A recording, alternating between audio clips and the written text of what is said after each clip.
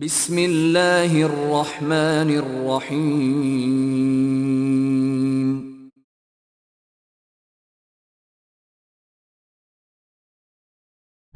اعوذ باللہ من الشیطان الرجیم، بسم اللہ الرحمن الرحیم، الحمد للہ رب العالمین، والصلاة والسلام علی اشرف الانبیاء والمرسلین، سیدنا و مولانا ابو القاسم محمد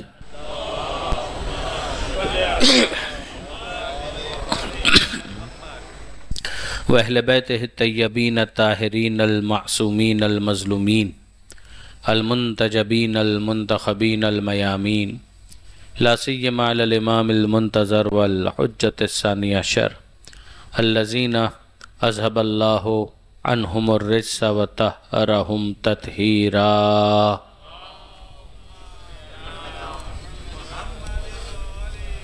واللعنۃ الدائمۃ الباقیۃ علی اعدائہم اجمعین من یوم ظلمہم الی قیام یوم الدین، اما بعد۔ درود بھیجیے گا محمد و آل محمد پر۔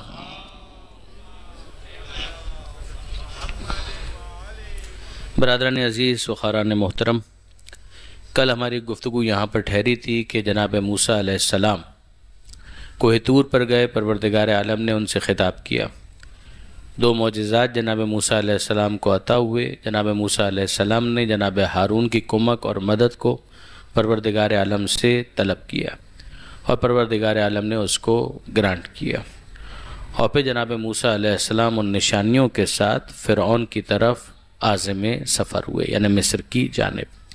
یہاں پر ان دعاؤں کے حوالے سے بھی ایک بات کو سمجھنا بہت مناسب ہے۔ بعض چیزیں وہ ہوتی ہیں کہ جن کو کہا جاتا ہے مقام حقیقت، اور ایک ہے مقام ظاہر۔ مثلا پیغمبر اکرم کی بعثت کی دعا جناب ابراہیم علیہ السلام کی دعاؤں میں شامل ہے۔ اب حضرت ابراہیم علیہ السلام اگر یہ دعا مانگ رہے ہیں کہ اے پروردگار وَابْعَثْ فِيهِمْ رَسُولًا مِّنْهُمْ يَتْلُو عَلَيْهِمْ آیَاتِکَ، یہ سورہ بقرہ میں آپ کو ملے گا کہ حضرت ابراہیم علیہ السلام نے خانہ کعبہ کی تعمیر کی، جناب اسماعیل علیہ السلام ساتھ میں تھے، اور اس موقع پر ابراہیم علیہ السلام نے یہ دعا مانگی کہ اے پروردگار وہ آخری امت جو میری ذریت میں سے ظاہر ہوگی، اس میں سے تو ایک رسول کو مبعوث فرما۔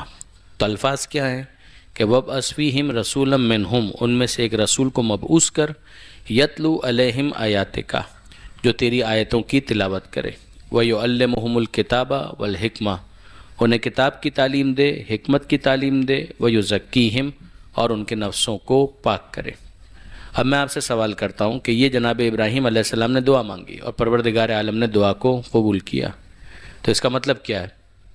اس کا مطلب یہ ہے کہ پروردگار عالم کا کوئی پلان تو تھا نہیں، حضرت ابراہیم علیہ السلام نے اب چونکہ دعا مانگ لی ہے، لہٰذا پروردگار عالم نے کنسیڈر کیا کہ ہاں بھائی اب ابراہیم کہہ رہے ہیں تو ظاہر ہے کہ آخری امت میں ایک نبی کو بھیجنا چاہیے۔ Is this what you understand؟ واقعی یہ آپ کی انڈرسٹینڈنگ ہے کہ آپ یہ سمجھتے ہیں؟ میرا نہیں خیال ہے کہ آپ میں سے کوئی بھی یہ سمجھتا ہوگا۔ تو پھر ابراہیم علیہ السلام کی دعا کا کیا مطلب ہے؟ اگر ہم یہ ایزیوم کر رہے ہیں کہ پروردگار عالم کے پلان میں تو پہلے سے شامل تھا کہ آخری زمانے میں ایک رسول نے آنا ہے، تو ابراہیم علیہ السلام کی دعا کا کیا مطلب ہے؟ اس بات کو سمجھنے کے لیے ایک بات کو جاننا بہت ضروری ہے کہ اگر انسان کے علم میں یہ ہو کہ پروردگار عالم یہ کرنا چاہتا ہے، تو انسان اس دعا کو اپنی زبان سے جاری کر کے خدا کے سامنے یہ مدعا رکھتا ہے کہ مالک جو تو چاہتا ہے میں بھی اسی بات کو تجھ سے طلب کر رہا ہوں۔ یہ دعا وفاداری کا اعلان ہوتا ہے کہ اے پروردگار میں بھی اسی بات کا طلبگار ہوں۔ یعنی آپ اس کو اور اچھی طریقے سے سمجھ سکتے ہیں کہ جب ہم درود کے الفاظ کے اوپر غور کریں، ہم جب درود پڑھتے ہیں تو کیا الفاظ ہوتے ہیں؟ اللہم صلی علی محمد و آل محمد، اے پروردگار تو رحمت نازل فرما محمد اور آل محمد پر۔ یہی ہے۔ اس بات کا حکم کس نے دیا ہے؟ خود پروردگار عالم نے دیا ہے۔ آیت کون سی ہے؟ آیت درود، ان اللہ و ملائکتہ یصلون علی النبی، یقیناً اللہ اور اس کے ملائکہ درود بھیجتے ہیں، رحمتیں نازل کرتے ہیں نبی پر۔ تو یا ایھا الذین آمنو، اے ایمان لانے والوں تم بھی یہ دعا مانگو، صلو علیہ وسلموا تسلیما۔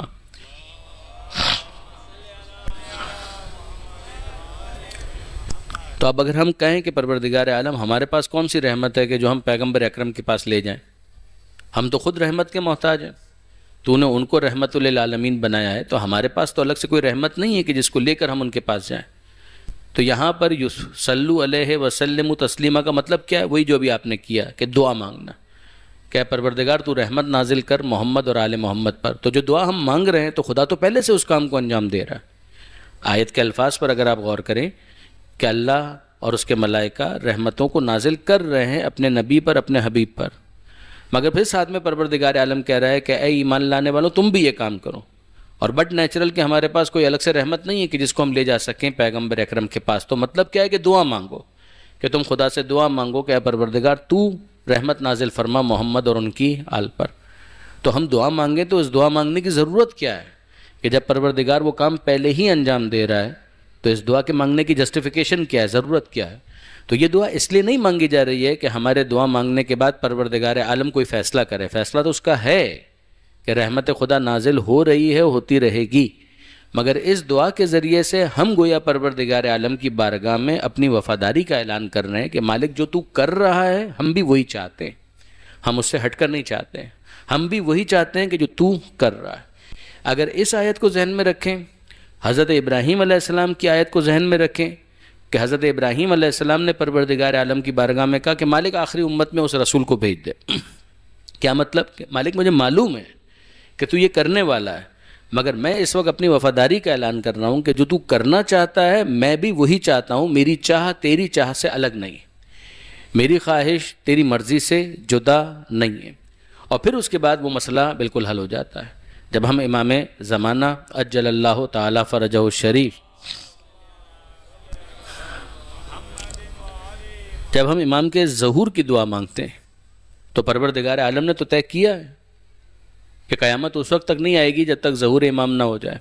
تو پھر اس دعا کے مانگنے کا کیا مطلب ہے؟ وہی مطلب ہے جو درود کا مطلب ہے، وہی مطلب ہے جو دعائے ابراہیم کا مطلب ہے، وہی مطلب ہے جو دعائے موسیٰ علیہ السلام کا مطلب ہے، کہ مقام حقیقت میں پروردگار عالم کی طرف سے طے ہے کہ یہ ہونا ہے۔ ہم اس دعا کے ذریعے سے یہ بتانا چاہتے ہیں کہ مالک جو ہونا ہے، جو تیرا منصوبہ ہے، جو تیرا ارادہ ہے، ہماری دعا اس سے ہٹ کر نہیں ہے۔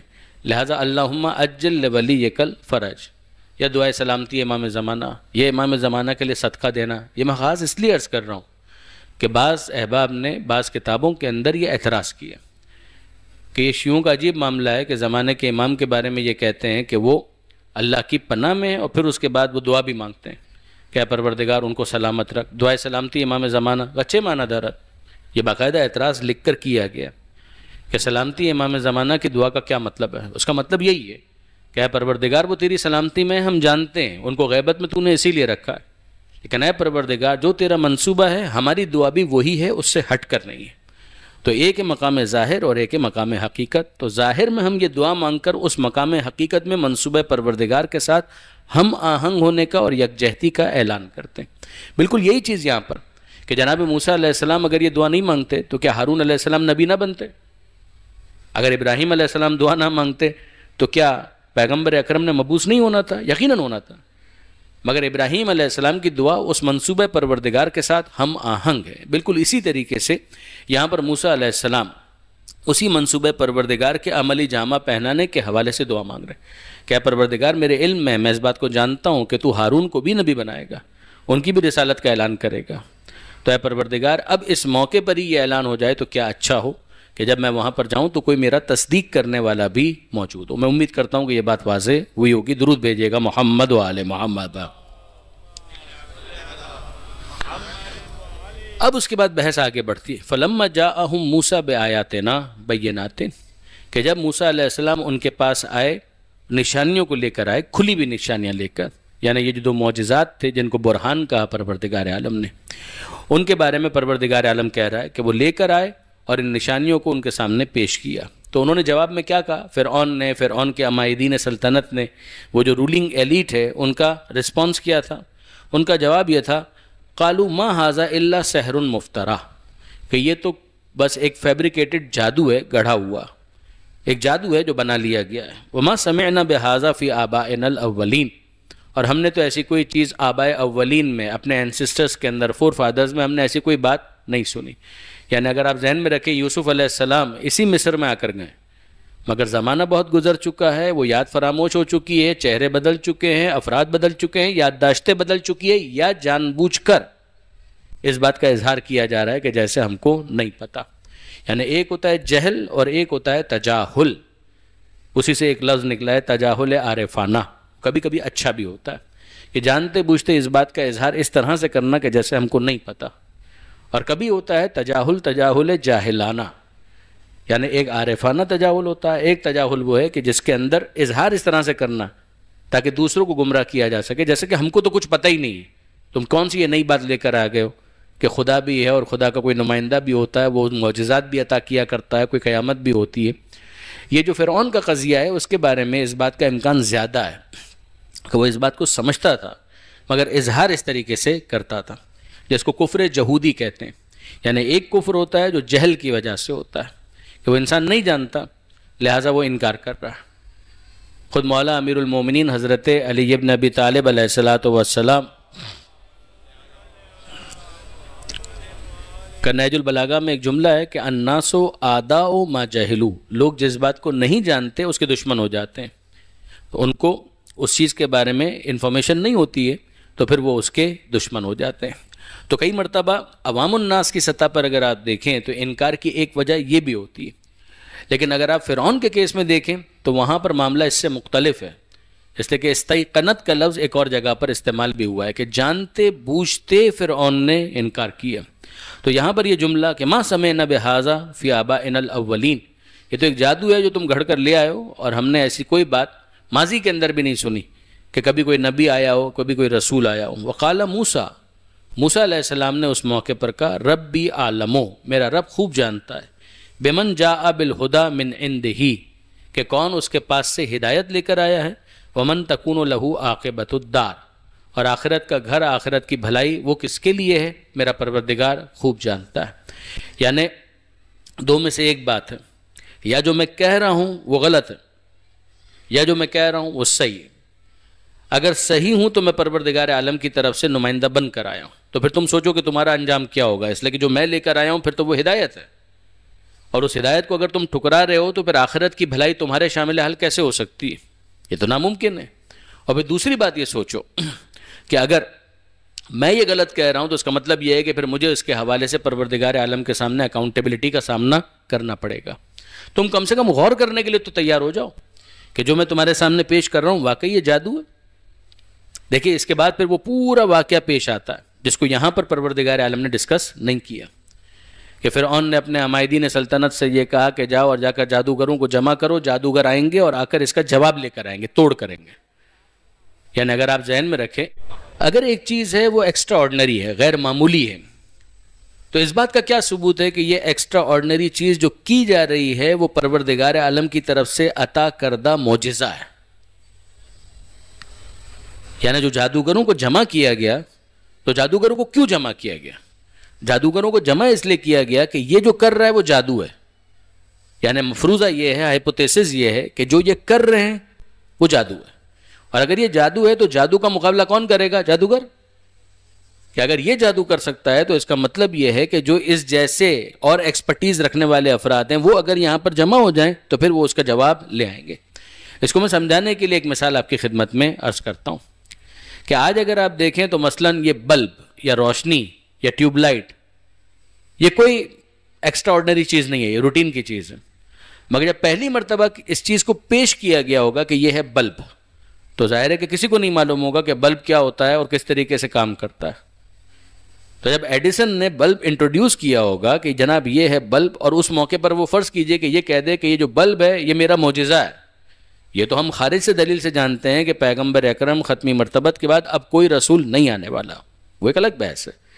لیکن فرض کیجئے کہ وہ اس بات کو پیش کرے کہ جناب یہ میرا معجزہ ہے، یہ ایکسٹرا آرڈنری ہے. جواب جی ہاں، آج نہیں ہے، لیکن اس وقت کی بات کر رہا ہوں جب پہلی مرتبہ بلب کو پیش کیا جا رہا ہے. تو ظاہر ہے کہ غیر معمولی چیز تو ہے.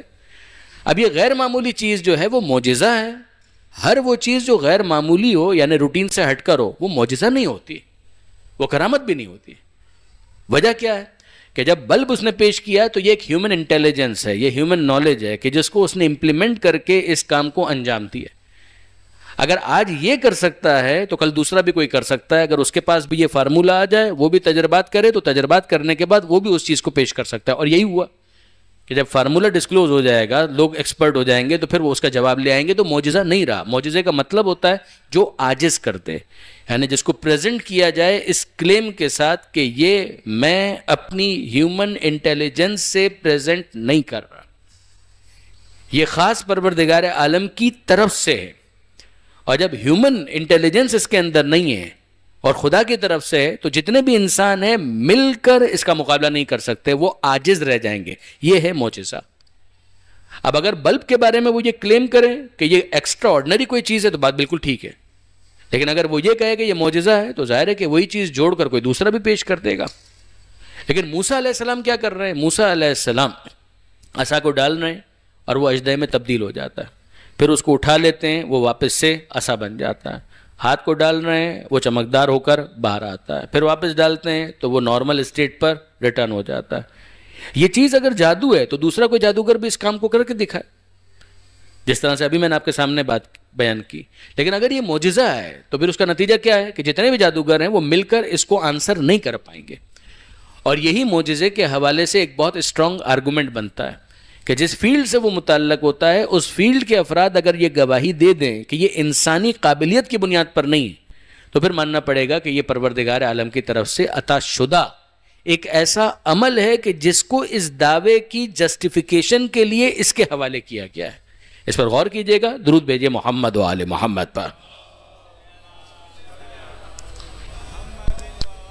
اب یہ ساری ڈیٹیلز جو جادوگروں کے ساتھ پیش آئی تھی اور جناب موسیٰ علیہ السلام کے ساتھ وہ سارا معاملہ ہوا تھا, اس کو یہاں پر پروردگار عالم نے ڈسکس نہیں کیا. اس کو اگر آپ پڑھنا چاہیں تو جو میں نے آپ سے گزارش کی کہ یہ تواسین, یہ پورا ایک مجموعہ ہے کہ سورہ شورا کو بھی آپ دیکھیں, سورہ نمل کو بھی دیکھیں, اور پھر سورہ قصص کو بھی دیکھیں, اور دیگر مقامات اور بھی ہیں قرآن مجید کے کہ جہاں پر اس چیز کو پروردگار عالم نے ڈسکس کیا. وقال موسیٰ ربی عالم بمن جاء بالہدیٰ. موسیٰ علیہ السلام نے کہا میرا خدا خوب جانتا ہے کہ کون اس کے پاس سے ہدایت لے کر آیا ہے. ومن تکون لہ عاقبۃ الدار, اور کس کے لیے ہے آخرت کا گھر, آخرت کے گھر کی بھلائی وہ کس کے لیے, یعنی جو میں ہدایت لے کر آیا ہوں اس کو اگر تم امپلیمنٹ کرو گے اپنی زندگی کے اندر تو تمہاری آخرت سنور جائے گی. میں یہاں پر جو تمہارے پاس آیا ہوں وہ اسی لیے آیا ہوں کہ ایک دستور میرے پاس ہے, ایک طریقہ کار میرے پاس ہے, اس کے مطابق اگر تم عمل کرو گے تو آخرت تمہاری بہتر ہو جائے گی. انہ لا یفلح الظالمون, اتنا سمجھ لو کہ جو ظالم ہوں گے وہ کامیاب نہیں ہو سکیں گے. یعنی اگر تم جانتے بوجھتے کہ میں اللہ کا نبی ہوں, اس کے باوجود اگر تم مجھے جھٹلا رہے ہو تو اس کا مطلب یہ ہے کہ تم ظالم. اور اگر میں خدا کی طرف سے کوئی غلط دعویٰ کر رہا ہوں تو پھر میں ظالم ہوں معاذ اللہ. یہ گفتگو کے اندر ایک رواداری ہوتی ہے کہ سامنے والے کو قابل سماعت بنایا جائے. یعنی موسیٰ علیہ السلام کا کلیم کیا ہے؟ کلیم تو بڑا سمپل ہے, 2+2=4 کی طرح سے, کہ میں اللہ کا رسول ہوں, آخرت کی بھلائی کے لیے ہدایت لے کر آیا ہوں, تم ظالم ہو جاؤ گے اگر قبول نہیں کرو گے, اور ظالم ہو جاؤ گے تو کامیاب نہیں رہو گے. مگر موسیٰ علیہ السلام سامنے جو اپوننٹ ہے اس کو قابل سماعت بنانے کے لیے گفتگو اس طرح سے کرتے ہیں کہ بھئی اصولی بات سمجھو, خدا خوب جانتا ہے کہ کون اس کے پاس سے ہدایت لے کر آیا ہے اور کس کے لیے آخرت کے گھر کی بھلائی. اتنی بات سمجھ لو کہ جو بھی ظالم ہوگا, چاہے وہ میں ہوں چاہے وہ تم ہوں, وہ کامیاب نہیں ہو سکتا. اس گفتگو کو کہتے ہیں رواداری کے ساتھ گفتگو کرنا, سامنے والے کو قابل سماعت بنانا. وقال فرعون, اور فرعون نے یہ کہا یا ایھا الملأ, اے میرے وزیروں, ما علمت لکم من الہ غیری, میں تمہارے لیے اپنے سوا کسی اور کو خدا نہیں جانتا, تمہارا خدا تو بس میں ہی ہوں. فَأَوْقِدْ لِي يَا حامان عَلَى الطِّينِ, تو اے حامان ایک کام تو کرو کہ ذرا یہ اینٹوں کے بٹے کو بناؤ اور اس کے بعد میرے لیے ایک محل تعمیر کرو. فَاجْعَلْ لِي سَرْحًا, میرے لیے ایک محل تعمیر کرو. لَعَلِّي أَطَّلِعُ إِلَىٰ إِلَٰهِ موسیٰ, تاکہ میں جاؤں اور جا کر موسیٰ کے خدا کے بارے میں خبر لے کر آؤں. یہ فرعون نے کیا اور پریکٹیکلی اس کو کروایا. یعنی باقاعدہ ایک محل تیار ہوا, اور اس محل کو تیار کرنے کے بعد موسیٰ علیہ السلام کے خدا کے بارے میں جاننے کے لیے فرعون اوپر گیا, اور اوپر جا کر پھر اس نے وہاں پر ایک قول کے مطابق ایک تیر روانہ کیا, کمان میں تیر جوڑا اور تیر روانہ کیا, اور پھر وہ تیر واپس آیا اور اس تیر کے اوپر کسی پرندے کا خون لگا ہوا تھا, وہ لے کر نیچے آیا اور اس نے نیچے آ کر یہ انفارم کیا کہ جناب موسیٰ کا خدا کوئی نہیں تھا, اگر تھا بھی تو میں نے اس کو شوٹ کر دیا. اب پہلے اس بارے میں غور کیجئے برادران عزیز کہ یہ ہے کیا کہانی، کہ یہ جو کہا جا رہا ہے کہ اے حامان میرے لیے ایک محل تیار کرو تاکہ میں اس کے اوپر چڑھ کر موسیٰ کے خدا کے بارے میں خبر حاصل کروں. وَإِنِّي لَأَظُنُّهُ مِنَ الْكَاذِبِينَ، اگرچہ مجھے اس بات کا گمان ہے کہ وہ جھوٹوں میں سے، کوئی اس کا خدا بدا نہیں معاذ اللہ، لیکن پھر بھی میرا گمان تو یہ ہے، مگر پر فردر کنکریٹ انفارمیشن لینے کے لیے میں اوپر چڑھ کر دیکھتا ہوں. یہ کون کہہ رہا ہے؟ جو خود خدا ہونے کا دعوے دار، یعنی اس کا یہ جملہ جس کے اندر خود اتنا اضطراب ہے کہ مجھے لگتا تو یہ ہے کہ یہ جھوٹ بول رہا ہے لیکن پھر بھی میں چڑھ کر دیکھتا ہوں، تو یہ خود اس کے جھوٹے ہونے کی دلیل نہیں ہے کہ جو خدا ہونے کا دعوے دار ہے وہ یہ کہہ رہا ہے کہ مجھے لگتا ہی ہے. لگتے کا کیا مطلب ہے؟ اگر وہ خدا ہے تو اس کو تو پورے یقین کے ساتھ کہنا چاہیے کہ مجھے پتا ہے کہ میرے علاوہ کوئی دوسرا خدا نہیں ہے. جو پہلے جملہ کہا تھا اس کے اندر اضطراب کیوں آ گیا؟ یہ اضطراب خود بتا رہا ہے کہ فرعون اپنے حوالے سے مشکوک ہے. وہ جو کلیم کر رہا ہے وہ جانتا ہے کہ اس کلیم کی کوئی جسٹیفیکیشن ہو نہیں سکتی. اچھا اب آئیے ذرا دوسرے اینگل سے دیکھیے. کیا مصر والوں نے وہ محل چاہے کتنا ہی بڑا بنا دیا جائے، مگر کیا مصر والوں نے کبھی کوئی اونچی عمارت نہیں دیکھی تھی، پہاڑ نہیں دیکھے تھے؟ ان کو نہیں معلوم تھا کہ پہاڑ کتنے بلند ہوتے ہیں. تو یہ محل جتنا بھی بڑا ہو جائے کیا پہاڑوں سے اوپر ہو سکتا ہے؟ کیا اس بات کا امکان ہے؟ اس بات کا کوئی امکان نہیں ہے کہ وہاں پر رہنے والوں نے پہاڑ کے بارے میں نہ سنا ہو، ان کو پتہ ہی نہ ہو کہ پہاڑ کس کو کہتے ہیں، مگر اس کے باوجود سب کے سب اسی کے اندر لگ گئے. یہ وہ چیز ہے کہ جس کو آج کل عام طور پر آپ ایک محاورے کے ذریعے سے سمجھاتے ہیں کہ ٹرک کی بتی کے پیچھے لگا دینا. کہ ابھی موسیٰ علیہ السلام نے جو اتنا بڑا ایک معجزہ دکھلایا ہے، پہلے دربار میں دکھلایا، پھر اس کے بعد جادوگروں کے سامنے دکھلایا، پھر جادوگر جو ہیں وہ بھی سجدہ ریز ہو گئے اور وہ بھی ایمان لے آئے، تو ظاہر ہے کہ لوگوں کے اوپر ایک تاثر ہے، ایک اثر ہے. تو اس کو نیوٹرلائز کرنے کے لیے، اس کو پیسیفائی کرنے کے لیے کیا کیا جائے؟ کہ کچھ تو ایسا کرنا پڑے گا کہ جس سے لوگوں کو گفتگو کے لیے ایک موضوع ملے، ایک ڈرائنگ روم کا ڈسکشن بن سکے، لوگ آپس میں گفتگو کر سکیں. تو اس کے لیے کبھی فرعون نے تو ایک اقدام اٹھایا ہے، ایک اسٹیپ لے لیا. وہ کیا؟ ایک بہت بڑا محل بنا رہا ہے. کیوں؟ تاکہ اس کے اوپر چڑھے. پھر کیا کرے گا؟ پھر کرے گا یہ کہ وہ خدا کے بارے میں، جو موسیٰ علیہ السلام کا خدا ہے، اس کے بارے میں اطلاع لے کر آئے گا. پھر دیکھو کیا ہوتا ہے. اب یہ جب تک محل بن رہا ہے تب تک یہ سارا ڈسکشن ہو رہا ہے، اور پھر پروپیگنڈا مشینری جو ہے وہ بھی اپنا کام کرتی ہے لوگوں کے درمیان کہ ہاں بھائی وہ کام تو ہو رہا ہے اور بڑے زور و شور سے جاری ہے اور اتنے سارے مزدور لگے ہوئے ہیں، اور آج وہ محل اتنا بن گیا ہے، اور آج وہ محل اتنا بن گیا ہے، آج وہ محل اتنا اونچا ہو گیا ہے، اور اس فلاں تاریخ کو فرعون جو ہے وہ خود بنفس نفیس اوپر جانے والا ہے، اور اس کے اندر تو راستے بھی بنائے گئے ہیں تاکہ اس کے اوپر گھوڑے کے ذریعے سے چڑھ سکے، ورنہ کو پیدل تھوڑی جائیں گے فرعون. یعنی اس کے اندر ٹریکس بنائے گئے ہیں کہ جس کے ذریعے سے وہ اوپر تک گھوڑے کے اوپر دوڑتے ہوئے وہاں اوپر تک پہنچیں گے، اور پھر دیکھیں کہ فرعون کیا خبر لے کر آتا ہے. یہ جو غلام ذہنیت ہے اس کے اندر کئی مرتبہ ایسا ہوتا ہے کہ انسان انہی چیزوں کے پیچھے لگا رہتا ہے اور حقیقت سے غافل ہو جاتا ہے. تو موسیٰ علیہ السلام اپنے معجزات دکھلاتے رہے کہ جو بڑے جینون معجزات ہیں، اور لوگ جو ہیں وہ انہی ڈسکشنز کے اندر اپنا وقت ضائع کرتے چلے جائیں. یہ ہوتا ہے کئی مرتبہ مسلمانوں کی تاریخ کے اندر بھی آپ کو یہ ساری چیزیں ملے گی. خلق قرآن کا مسئلہ، میں اس کے ڈیٹیلز میں نہیں جا رہا، لیکن اگر آپ پڑھنا چاہیں تو دیکھیے گا کہ معتزلہ اور اشاعرہ کا جو جھگڑا تھا اس کے حوالے سے، تو کتنے لوگ مارے گئے کسی ایک بحث کے اوپر کہ قرآن مجید کو مخلوق کہا جا سکتا ہے یا نہیں کہا جا سکتا. ایک بحث، یعنی اس بحث کو اگر آپ پڑھنا چاہیں تو کتابیں بہت ہیں. خود علامہ سید علی نقی صاحب کی جو کتاب ہے قرآن مجید کا مقدمہ تفسیر قرآن کا، جو پہلی جلد کے آغاز ہی میں آپ کو مل جائے گا، اس میں بھی آپ کو اس بحث کے بارے میں پتہ چل جائے گا. اسی طرح سے شہید آیت اللہ مرتضیٰ مطہری، ان کی کتاب ہے تعارف علوم اسلامی، اسلامی علوم کا تعارف. اس میں بھی اگر آپ علم کلام کی بحث دیکھیں گے تو جو معتزلہ کے نظریات تھے اور اشاعرہ کے نظریات تھے، اس کے اندر بھی آپ کو یہ ساری بحثیں مل جائیں گی. کچھ یعنی آئیڈیا ہو جائے گا کہ یہ ساری بحث کیا تھی. مگر افسوس یہ ہے کہ ان مباحث کے نتیجے میں کتنے ہی جانیں تلف ہو گئیں، اور ان مباحث کے نتیجے میں کتنا ہی وقت صرف ہو گیا. یعنی وقت بہت بڑی متاع ہے، مگر اس کو اس طریقے سے کل کر دینا، ضائع کر دینا، یہ ہوا.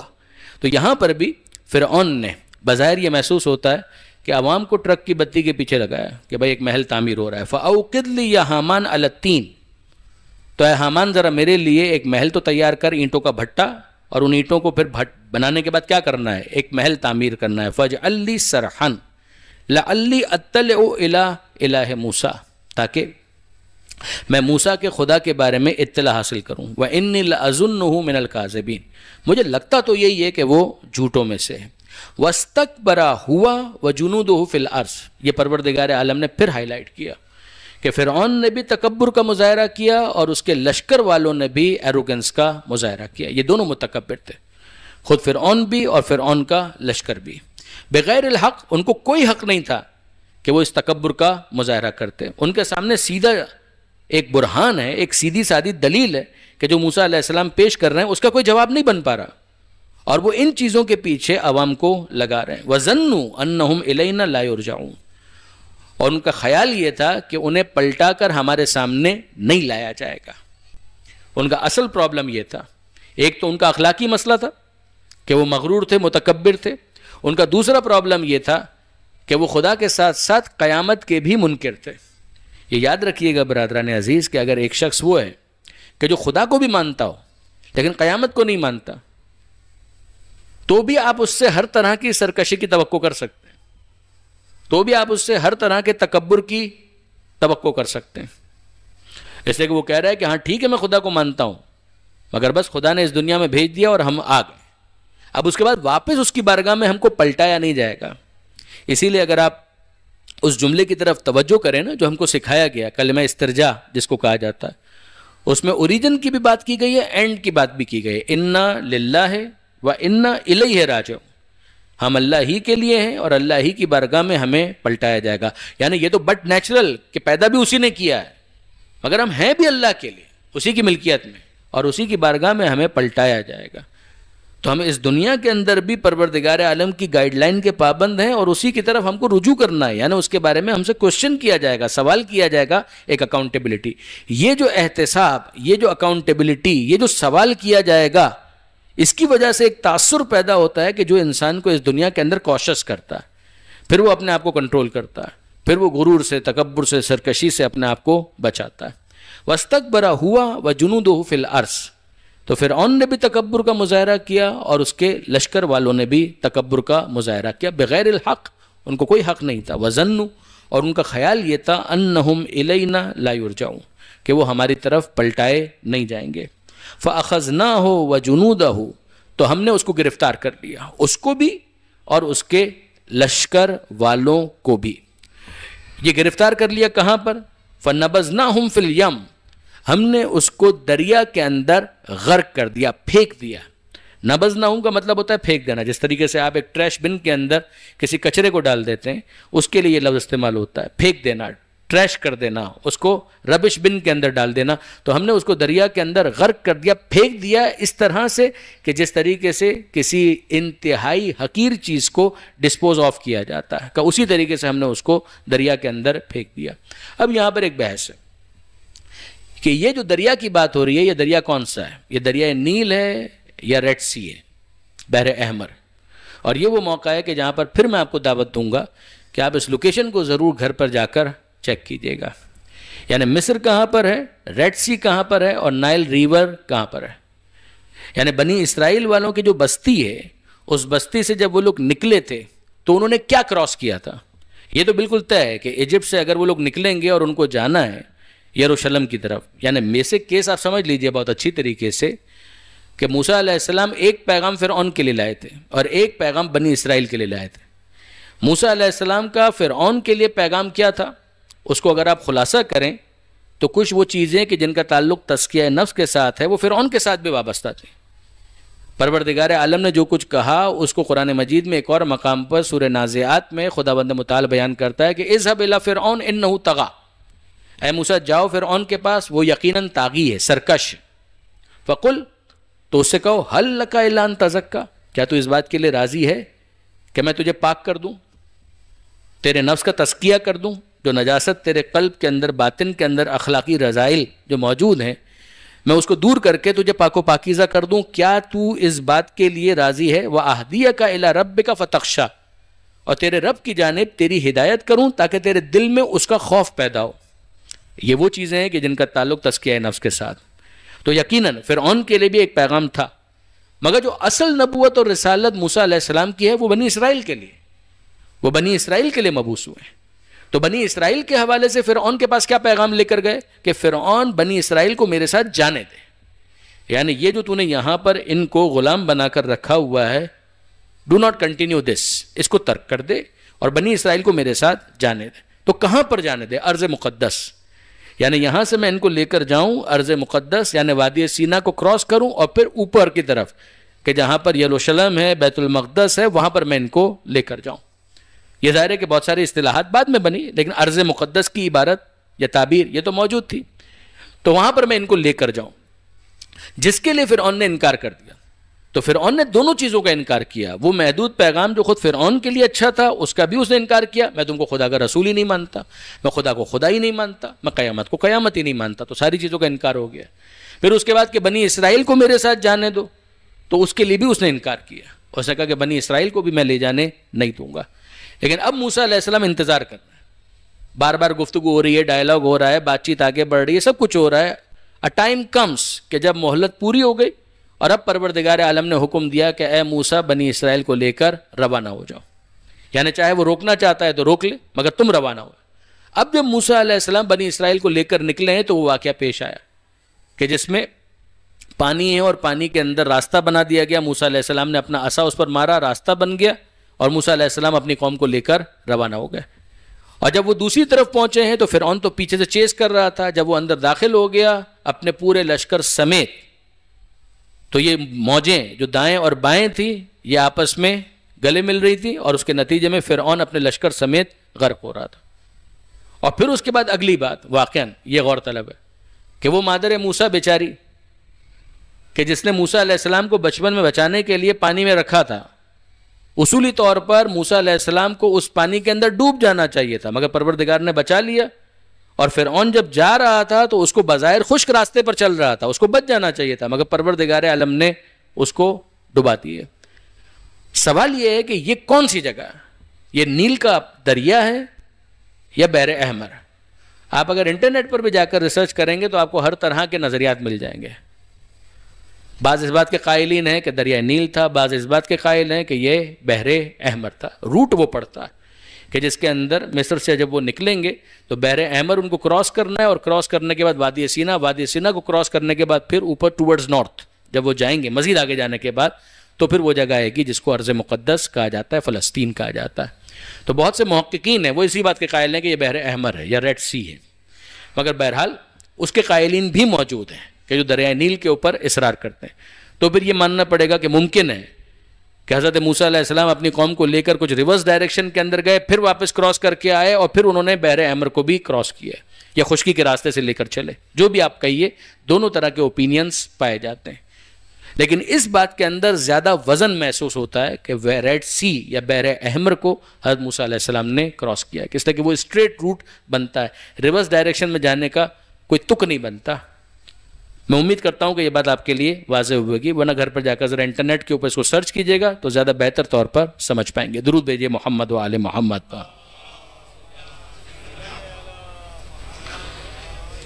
فَأَخَذْنَاهُ وَجُنُودَهُ، تو ہم نے اس کو پکڑ لیا، فرعون کو، وَجُنُودَهُ، اور اس کے لشکر والوں کو، فَنَبَذْنَاهُمْ فِي الْيَمِّ، اور ہم نے اس کو دریا برد کر دیا، دریا میں پھینک دیا۔ فَانظُرْ كَيْفَ كَانَ عَاقِبَةُ الظَّالِمِينَ، تو ذرا دیکھو کہ جو ظالم تھے ان کا انجام پھر کیا ہوا۔ یہ وہی لفظ جو پھر آ گیا فرعون والوں کے لیے، ظالم، ظلم کرنے والے، جو پہلے پروردگار عالم نے کہا تھا لا یفلح الظالمون، موسیٰ علیہ السلام کے الفاظ میں، کہ جو ظالم ہے وہ کامیاب نہیں ہو سکتے۔ یہی موسیٰ علیہ السلام نے پہلے بھی کہا تھا کہ نجنی من القوم الظالمین، کہ مجھے ظالم قوم سے نجات عطا فرما۔ یہاں پروردگار عالم نے کہا کہ ذرا دیکھو کہ جو ظالم تھے پھر ان کا انجام کیا ہوا۔ وَجَعَلْنَاهُمْ أَئِمَّةً، اور ہم نے قرار دیا ان کو، کیا قرار دیا؟ ائمہ، ائمہ امام کی جمع، ہم نے ان کو امام قرار دیا۔ یدعون الی النار، جو آگ کی طرف دعوت دینے والے تھے۔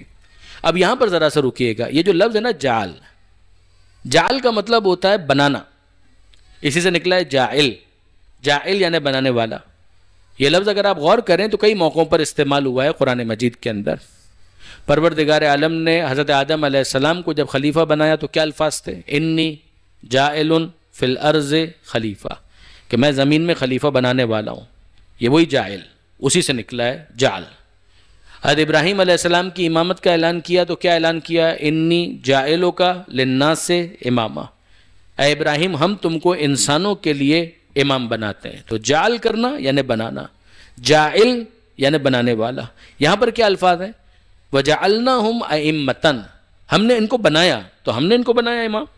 يَدْعُونَ إِلَى النَّارِ، کہ جو آگ کی طرف بلانے والے ہیں. نہ، یہاں پر جعل کا مطلب ہے ہم نے قرار دیا. یہ بالکل ایسا ہے کہ جیسے عدالت کا اگر آپ حکم کبھی پڑھیں تو جج جس طریقے سے پڑھتا ہے وہ کیا کہتا ہے کہ عدالت ان کو مجرم قرار دیتی ہے.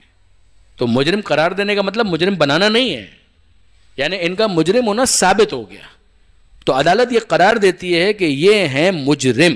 بالکل اسی طریقے سے یہ الفاظ یہاں پر وَجَعَلْنَاهُمْ أَئِمَّةً، ہم ان کو امام بنا نہیں رہے، ہم ان کو امام قرار دیتے ہیں. مگر کیسا امام؟ کہ يَدْعُونَ إِلَى النَّارِ، یعنی یہ مجرم ثابت ہوئے کہ جو لوگوں کو آگ کی طرف دعوت دینے والے تھے.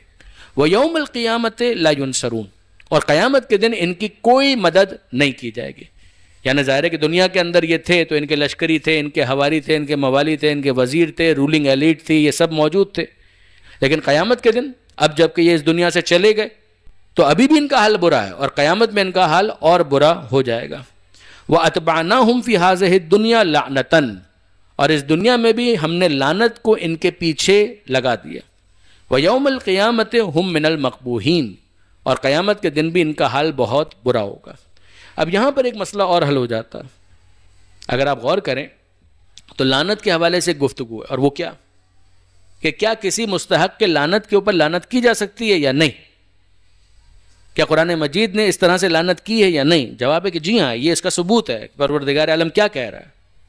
پھر اس کے بعد یہ ہے کہ نہیں جناب، ایک عمومی لعنت تو کی جا سکتی ہے، مثلا ظالموں کے اوپر لعنت، مگر کسی پرٹیکولر پرسن کو معین کر کے لعنت نہیں کی جا سکتی. یہ بھی قرآن کے خلاف ہے. اگر آپ غور کریں تو یہاں پر پروردگار عالم نے باقاعدہ پروناؤن استعمال کیا کہ جو واضح طور پر پلٹ رہا ہے فرعون اور اس کے لشکریوں کی طرف. پروردگار عالم فرماتا ہے اتبعناہم فی ہذہ الدنیا لعنتن، ہم نے انہی کے پیچھے دنیا کے اندر بھی لعنت لگا دی. ویوم القیامت ہم من المقبوحین، اور قیامت کے دن ان کا حال بہت برا ہوگا. تو یہ آیت اس بات کا صریح ثبوت ہے کہ جو مستحق کی لعنت ہے اس کے اوپر لعنت کی جا سکتی ہے. اور مباہلہ کی آیت بھی اس کے لیے دلیل ہے کہ پروردگار عالم نے کیا حکم دیا تھا کہ حبیب ان سے کہیے قل تعالوا ندعو ابناءنا وابناءکم ونساءنا ونساءکم وانفسنا وانفسکم، ان سے کہیے کہ ہم اپنے بیٹوں کو لے کر آئیں، تم اپنے بیٹوں کو لے کر آؤ، ہم اپنی عورتوں کو لے کر آئیں، تم اپنی عورتوں کو لے کر آؤ، ہم اپنے نفسوں کو لے کر آئیں، تم اپنے نفسوں کو لے کر آؤ. پھر اس کے بعد ہم کیا کریں؟ ثم نبتہل، پھر اس کے بعد ہم مباہلہ کریں، لا لگائیں پروردگار عالم سے. ونجعل لعنت اللہ علی الکاذبین، اور پھر اللہ سے یہ دعا مانگے کہ جو جھوٹا ہے اس کے اوپر اللہ کی لعنت ہو جائے. یعنی اس کا مطلب کیا ہے؟ وہ افراد موجود ہیں، معین ہیں، جو جھوٹا ہے اس کے اوپر اللہ کی لعنت ہو جائے. لیکن یہ عمومی بات اس طرح سے نہیں کی جا رہی کہ دنیا کی فضا کے اندر کہیں گم ہو رہی ہے. میدان کے اندر آؤ تم بھی اور ہم بھی، اور پھر اس کے بعد لعنت کرتے ہیں. ہاں، اس میں کوئی شک نہیں ہے کہ بہرحال الفاظ کا انتخاب بہت احتیاط کے ساتھ ہونا چاہیے. اگر مثال کے طور پر کوئی خاص ایک نظریہ رکھتا ہے اور اس کے سامنے آپ اس طرح کے الفاظ استعمال کریں گے کہ جس سے اس کا دل دکھ جائے تو پھر وہ قابل سماعت نہیں رہے گا، جو یقیناً وحدت کی فضا کے خلاف ہوگا. لہٰذا ایک اصولی طور پر بات کو سمجھنا کہ لعنت ہوتی ہے، جی ہاں ہوتی ہے. لعنت گالی نہیں ہوتی ہے، رحمت سے دوری کی بد دعا ہوتی ہے. دو چیزیں. نمبر 3 کہ لعنت قرآن مجید کے اندر خود پروردگار عالم نے کی ہے، عمومی طور پر بھی کی ہے، خصوصی طور پر بھی کی ہے. تو جو خصوصی طور پر بھی مستحق کے لعنت ہو، اس کا ثابت ہو جائے تو پھر اس کے اوپر لعنت کی جا سکتی ہے. مگر اس لعنت کے کرنے کے انداز میں ایک احتیاط یہ ضرور ہونی چاہیے کہ اس لعنت کے نتیجے میں کوئی فساد نہ ہو، ورنہ ظاہر ہے کہ معاشرے کے اندر کشت و خون اس طرح سے پھیلے گا کہ جس کا نتیجہ یہ ہو سکتا ہے کہ بہت سا فساد لوگوں کو نقصان پہنچانے کا باعث بنے. درود بھیجے گا محمد و آل محمد پر. اب ظاہر ہے کہ برادران عزیز ایک آیت کو اور ہم دیکھ لیتے ہیں. پروردگار عالم فرماتا ہے کہ وَلَقَدْ آتَيْنَا مُوسَى الْكِتَابَ، پھر اس کے بعد ہم نے موسیٰ کو کتاب عطا کی. مِن بَعْدِ مَا أَهْلَكْنَا الْقُرُونَ الْأُولَى. اب اس کو سمجھ لیجئے گا کہ موسیٰ علیہ السلام جب بالآخر بنی اسرائیل کو لے کر روانہ ہو گئے اور وہ سارے واقعات پیش آ گئے، پھر موسیٰ علیہ السلام جب وادی سینا کے اندر پہنچے ہیں تو وہاں پر موسیٰ علیہ السلام بنی اسرائیل کو ٹھہرا کر طور پر گئے، اور پروردگار عالم نے حضرت موسیٰ علیہ السلام کو وہ کتاب عطا کی جس کا نام ہے توریت. یعنی اب حضرت موسیٰ علیہ السلام کی جو بنی اسرائیل اسپیسیفک رسالت ہے، جو فرعون سے ہٹ کر، جو ابھی تھوڑی دیر پہلے میں نے وضاحت کی، اب اس کا ایک خاص مرحلہ شروع ہوتا ہے. کہ پہلا مرحلہ تو یہ تھا کہ فرعون کی قید سے اور غلامی سے ان کو نجات دلائی جائے. وہ نجات ہو گئی اور اس کے نتیجے میں موسیٰ علیہ السلام اس قوم کو لے کر آگے بڑھ رہے ہیں. ان کا ٹارگٹ کیا ہے؟ ارض مقدس، وہاں پر جانا ہے. مگر ارض مقدس تک پہنچنے سے پہلے حضرت موسیٰ علیہ السلام کے اوپر کتاب کو نازل کرنا ہے. کتاب کے نزول کے لیے موسیٰ علیہ السلام کو پھر طور پر بلایا گیا، اور جب موسیٰ علیہ السلام طور پر گئے ہیں تو ان کے اوپر کتاب نازل کی گئی. اور موسیٰ علیہ السلام الواح توریت یعنی توریت کی تختیاں لے کر پھر واپس آئے. اور اس دوران وہ سارا واقعہ ہو گیا تھا جو سامری کا بہت مشہور ہے، جس کا تذکرہ سورہ اعراف کے اندر آتا ہے، اور اشارہ اس کا سورہ بقرہ کے اندر بھی موجود ہے، مگر سورہ اعراف کے اندر اس کی تفصیل آئی ہے. تو یہ جو موسیٰ علیہ السلام کو توریت دی گئی، اب اس کا ذکر ہو رہا ہے کہ وَلَقَدْ آتَيْنَا مُوسَى الْكِتَابَ، ہم نے موسیٰ علیہ السلام کو کتاب عطا کی. مِن بَعْدِ مَا أَهْلَكْنَا الْقُرُونَ الْأُولَى، بعد اس کے کہ کئی نسلیں تباہ ہم نے کر دی تھیں، ہلاک کر دی تھیں. یعنی اس سے پہلے حضرت نوح علیہ السلام کی قوم ہے، اس کو ہلاک کر دیا گیا. ہود علیہ السلام کی قوم عاد کو ہلاک کر دیا گیا. صالح علیہ السلام کی قوم سمود، اس کو ہلاک کر دیا گیا. لوط علیہ السلام کی قوم کو ہلاک کر دیا گیا. تو یہ تمام درمیان کے اندر بہت سی قومیں ہیں کہ جن کو ہم نے ہلاک کر دیا. اب اس کے بعد ہم نے موسیٰ علیہ السلام کو کتاب عطا کی. من بعد ما اہلکنا القرون الاولی، اور وہ جو کتاب ہم نے عطا کی وہ کیا تھی؟ کہ بصائر للناس، لوگوں کے لیے بصیرتوں کا مجموعہ. یہ لفظ ہے بصائر، یہ بصیرت کی جمع ہے. بصیرت کے جس کے ذریعے سے انسان کا دل منور ہو جائے. یعنی ایک تو ہے آنکھ سے دیکھنا، اس کو کہتے ہیں بصارت، اور ایک ہے انسان کے فہم کے اندر ایک روشنی کا ہونا، اس کے دماغ کے اندر ایک روشنی کا ہونا، اس کے پاس علم آنا، منشاء پروردگار کو سمجھنا، اس کو کہیں گے بصیرت. کہ یہ وہ شخص ہے کہ واقعاً اس کے پاس فہم بہت اچھا ہے، فہیم ہے، ذہین ہے، اور ساتھ ہی ساتھ علم پروردگار جو خاص وحی کے ذریعے سے ہے وہ بھی اس کو حاصل ہو چکا ہے، اس کو بصیرت کہیں گے. تو ہم نے وہ دی ہے کتاب کہ جو بصائر ہے للناس، انسانوں کے لیے، وہ ہدن اور ہدایت بھی ہے، وہ رحمتن اور رحمت بھی ہے. کیوں یہ ساری چیزیں ہم نے عطا کی؟ لعلہم یتذکرون، کہ شاید وہ نصیحت حاصل کریں. یہ شاید کا لفظ اسی طریقے سے ہے جس طریقے سے روزے والی آیت کے اندر ہے، لعلکم تتقون، کہ ہم نے تو روزے کو واجب کر دیا، مقصد کیا ہے؟ شاید تم متقی بنو.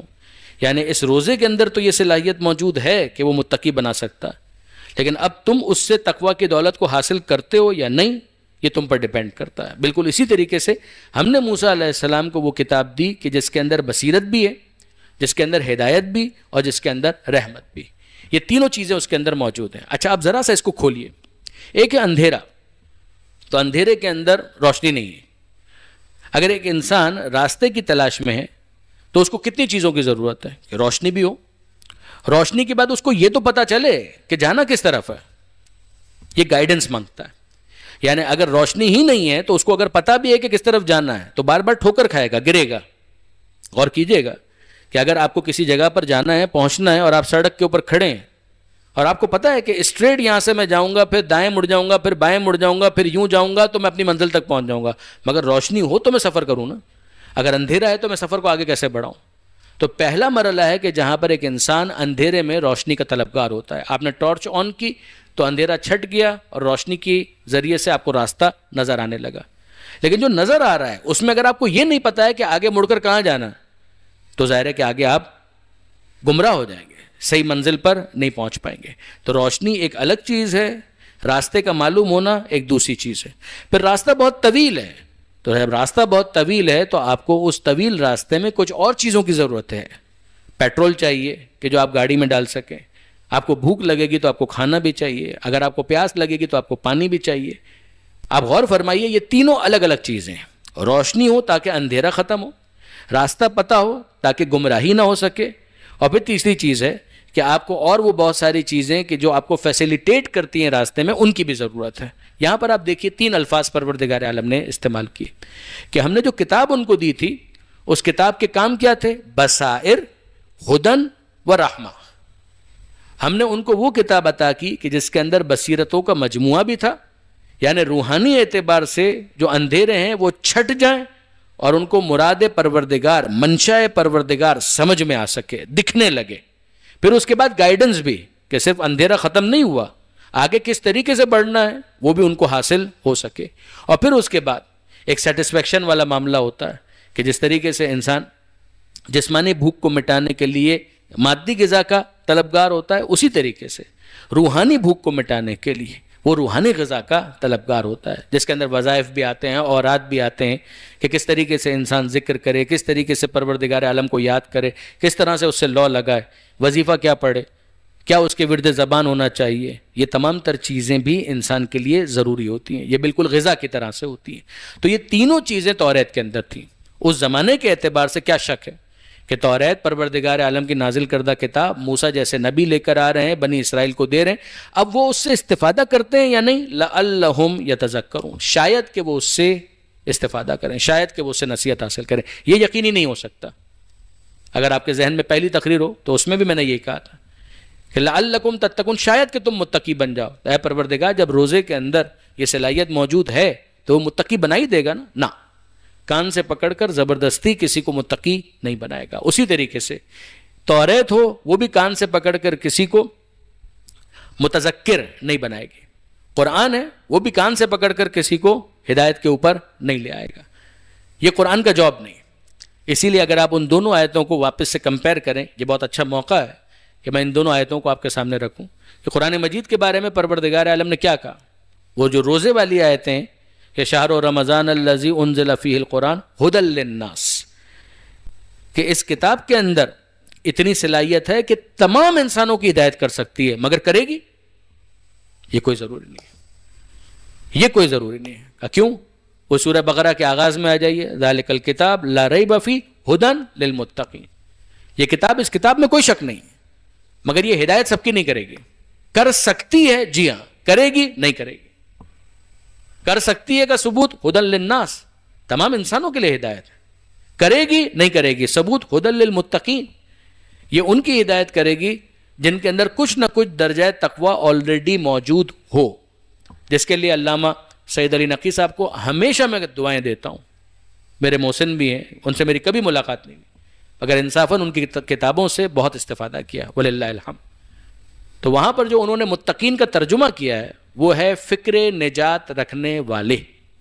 یعنی آیت کو پھر ذہن میں رکھیے گا، ذالک الکتاب، یہ کتاب لا ریب فیہ، اس میں شک کوئی نہیں. کس کی ہدایت کرے گی؟ ھدی للمتقین. یہ متقین کون ہے؟ فکر نجات رکھنے والے. At least they are conscious about their future, کہ جن کو یہ فکر کھائے جا رہی ہے کہ بنے گا کیا مرنے کے بعد، قبر میں ہوگا کیا، قیامت میں جب کھڑے ہوں گے تو ہوگا کیا. جن کو یہ فکر ہے، یہ وہ افراد ہیں کہ جو پروردگار عالم کی بارگاہ میں یہ دعا مانگتے ہیں کہ اہدنا الصراط المستقیم، کہ مالک ہم تجھ سے سیدھی راہ کے طلبگار ہیں، اس کی ہدایت کر دے. وہ سیدھی راہ کیوں مانگ رہے ہیں؟ اس لیے کہ اس کو فکر ہے کہ آگے میرا ہوگا کیا، کہ خدا نے مجھے صرف اس لیے بھیجا ہے کہ میں کھاؤں پیوں، شادی کروں، اپنی نسل کو آگے بڑھاؤں اور پھر اس کے بعد مر جاؤں. بس اس کے لیے مجھے بھیجا ہے. دوسرے جانوروں کی طرح سے میں بھی اپنا وقت پورا کروں اور نکل جاؤں. اگر اسی کے لیے مجھے خدا نے بھیجا ہے تو اس کا مطلب یہ ہے کہ کوئی باس پرس نہیں ہے، کوئی قیامت نہیں ہے، کوئی حساب کتاب نہیں. لیکن اگر ایسا نہیں ہے اور بٹ نیچرل ایسا نہیں ہے تو پھر اس کا مطلب یہ ہے کہ کسی مقصد کے لیے بھیجا ہے. وہ مجھے پتہ نہیں چل سکتا جب تک اس داخلی عقل کے بعد مجھے خارج کے اندر باہر بھی کوئی گائیڈ کرنے والا مل جائے. یہ افراد کون ہوں گے؟ کہ صراط الذین انعمت علیہم، یہ ان لوگوں کا راستہ ہوگا کہ جن کے اوپر تو نے اپنی نعمت ہدایت کو خاص نازل کیا. غیر المغضوب علیہم ولا الضالین، یہ وہ نہیں ہو سکتے کہ جن کے اوپر تیرا غضب آیا ہو. اگر وہ خود راہ راست پر ہوتے تو ان پر تیرا غضب کیوں نازل ہوتا؟ ولا الضالین، اور یہ گمراہ نہیں ہو سکتے. اگر یہ خود بھٹکے ہوئے ہوتے تو پھر سیدھی راہ کے اوپر کیسے ہوتے؟ تو یہ جو مجھے سیدھا راستہ چاہیے اس کے بارے میں اتنا تو میں سمجھ گیا کہ یہ ان لوگوں کا راستہ ہے کہ جن کے اوپر تیرا انعام نازل ہوا. یہ وہ لوگ ہیں کہ جن کے اوپر تیرا غضب نہیں آیا. یہ وہ لوگ ہیں جو خود بھٹکے ہوئے نہیں ہیں، یہ تو اتنے راہ راست پر ہیں کہ خود اپنے وجود میں صراط مستقیم. یہ ایک بات. دوسری چیز، جیسے ہی آپ سورہ فاتحہ کو بند کریں اور سورہ بقرہ کو کھولیں، ذالک الکتاب لا ریب فیہ ھدی للمتقین، تم اس راستے کے بارے میں پریشان تھے تو ایک بات تم کو سمجھ میں آ گئی کہ کچھ لوگوں کا راستہ ہے، اور دوسری بات یہاں پر ہم نے تم کو سمجھا دی کہ اس کتاب میں وہ راستہ ہے، وہ جو ہدایت تم کو چاہیے. مگر ہدایت کے لیے تمہیں کم سے کم اپنے دل میں جھانکنا پڑے گا کہ ھدی للمتقین، تمہیں نجات کی فکر ہے یا نہیں؟ اگر تمہیں نجات کی فکر ہے تب یہ کتاب ہدایت کرے گی. صلاحیت اتنی ہے کہ سب کی ہدایت کر سکتی ہے، مگر سب کی ہدایت نہیں کرے گی جب تک کوئی خود ہدایت کا طلبگار نہ بن جائے. یہ بات کل آئے گی، کل یا پرسوں بہرحال آئے گی. اس سورے کے اندر بھی پروردگار عالم نے اس بات کو بیان کیا کہ ہم نہیں چاہتے کہ میدان قیامت میں یہ عذر پیش کریں کہ اے پروردگار اگر تو نے بھیج دیا ہوتا تو پھر ہم سے زیادہ ہدایت یافتہ کون ہوتا، پھر تو ہم ایسا عمل کر کے دکھا دیں کہ جس کی کوئی انتہا نہیں، چونکہ کوئی آیا ہی نہیں ہمارے پاس تو ہم کیسے تیری بات کو سمجھتے اور اس پر عمل کرتے۔ اب دیکھیے برادران عزیز، جب قرآن مجید کے بارے میں بھی پروردگار عالم نے یہ کہہ دیا کہ کچھ لوگوں کا راستہ ہے، اور دوسری بات کہ یہ کتاب ہے کہ جس کے اندر وہ ہدایت موجود ہے، تب پیغمبر اکرم کا وہ جملہ کتنا سمجھ میں آتا ہے، جس کو آپ حدیث ثقلین کے عنوان سے جانتے ہیں کہ انی تارکن فیکم الثقلین، کہ میں تمہارے درمیان دو چیزیں چھوڑ کر جا رہا ہوں۔ آپ لفظوں کے انتخاب پر غور کیجئے۔ کچھ دیر پہلے میں نے آپ کے سامنے اس لفظ پر بحث کی ہے، جاعلن، بنانے والا۔ پیغمبر اکرم یہ نہیں کہتے کہ انی جاعلن فیکم الثقلین، میں تمہارے درمیان دو چیزیں بنا کر جا رہا ہوں۔ بنا کر میں نہیں جا رہا، بنانے کا اختیار تو مجھے بھی نہیں ہے، میں بنا کر نہیں جا رہا۔ انی تارکن فیکم الثقلین، میں تمہارے درمیان دو چیزیں چھوڑ کر جا رہا ہوں۔ بنانے والا وہ تھا، بنایا میں نے نہیں ہے، بنایا اس نے ہے، ان دونوں کو اس نے بنایا، میں تو تمہارے درمیان چھوڑ کر جا رہا ہوں۔ انی تارکن فیکم الثقلین، کتاب اللہ ہے و اطرتی اہل بیتی، ایک اللہ کی کتاب اور دوسرے میری اطرت، میرے اہل بیت۔ ما ان تمسکتم بہما لن تضلوا بعدی ابدا، جب تک تم ان دونوں سے متمسک رہو گے ہرگز ہرگز گمراہ نہ ہوگے۔ صراط الذین انعمت علیہم، ہمیں ان لوگوں کی تلاش تھی کہ وہ ہیں کون۔ پیغمبر اکرم نے بتا دیا کہ میرے بعد میری اطرت، میرے اہل بیت، یہ وہ سلسلہ ہے کہ جو انعمت علیہم کا مصداق ہے۔ اور صراحت کے ساتھ پیغمبر اکرم نے کہا، یہ ابن حجر مکی نے بھی لکھا سوائے کے محرقہ کے اندر، جو شیعوں کی رد میں لکھی گئی کتاب ہے اس کے اندر بھی آپ کو ملے گا کہ وہ لکھتے ہیں کہ پیغمبر اکرم نے کہا کہ تم صراط مستقیم جاننا چاہتے ہو کہ صراط مستقیم کیا ہے؟ کہ صراط علی صراط مستقیم، علی ہی کا راستہ صراط مستقیم۔ اگر میرے بعد کبھی پریشان ہو جاؤ کہ صحیح راستہ کون سا ہے تو یاد رکھنا جو علی کا راستہ ہے وہ سیدھا راستہ ہے، وہ صراط مستقیم۔ ربنا تقبل منا انك انت السميع العليم وتب علينا انك انت التواب الرحيم۔